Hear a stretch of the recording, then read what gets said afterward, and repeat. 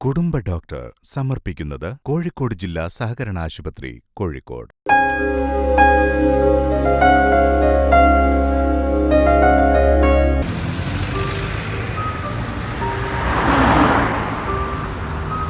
അച്ഛന് പ്രമേഹമൊക്കെ കൂടുതലായതുകൊണ്ടാ എനിക്കൊരു ടെൻഷൻ.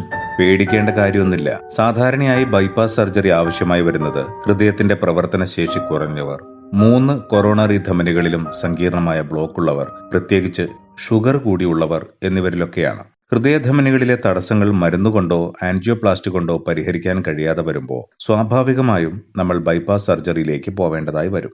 എങ്ങനെയാണ് ഈ സർജറി ചെയ്യുന്നത്?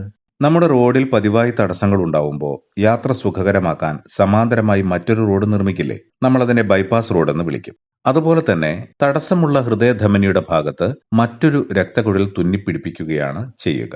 ഇതിനായി നെഞ്ചിൻകൂടിൽ നിന്നെടുക്കുന്ന ധമനിയിലോ അഥവാ ഇന്റേണൽ മാമറി ആർട്ടറി അല്ലെങ്കിൽ കാലിൽ നിന്നെടുക്കുന്ന സഫീനസ് വെയിനോ ഉപയോഗിക്കും. മുൻഭാഗത്തെ മാറല് തുറന്നോ വാരിയെല്ലുകൾക്കിടയിലൂടെയോ ആണ് ബൈപ്പാസ് സർജറി ചെയ്യുന്നത്. യന്ത്രസഹായത്തോടെ ചെയ്യുന്ന സർജറിക്ക് ഓൺ പമ്പ് എന്നും യന്ത്രസഹായമില്ലാതെ മിടിക്കുന്ന ഹൃദയത്തിൽ ചെയ്യുന്ന ശസ്ത്രക്രിയയ്ക്ക് ഓഫ് പമ്പ് സർജറി എന്നും പറയപ്പെടുന്നു. ചെറിയ മുറിവുണ്ടാക്കി ചെയ്യുന്ന മിനിമലി ഇൻവേസീവ് രീതിയും പൂർണ്ണമായും യന്ത്രസഹായത്തോടെ ചെയ്യുന്ന റോബോട്ടിക് രീതിയുമെല്ലാം നിലവിലുണ്ട്. സാധാരണഗതിയിൽ ഒരാഴ്ചയ്ക്കകം ആശുപത്രിയിൽ നിന്ന് മടങ്ങാവുന്നതും 3 മാസങ്ങൾക്ക് ശേഷം സാധാരണ ജീവിതത്തിലേക്ക് വരാവുന്നതുമാണ്. ഹൃദയധമനികളിലെ ഗുരുതരവും സങ്കീർണവുമായ തടസ്സങ്ങൾക്ക് ആധുനിക വൈദ്യശാസ്ത്രം നിർദ്ദേശിക്കുന്ന ഏറ്റവും ഫലപ്രദമായ ചികിത്സയാണ് ബൈപ്പാസ് ശസ്ത്രക്രിയ. ഇതിനെക്കുറിച്ച് ഓർത്ത് ഭയപ്പെടേണ്ട കാര്യമേ ഇല്ല.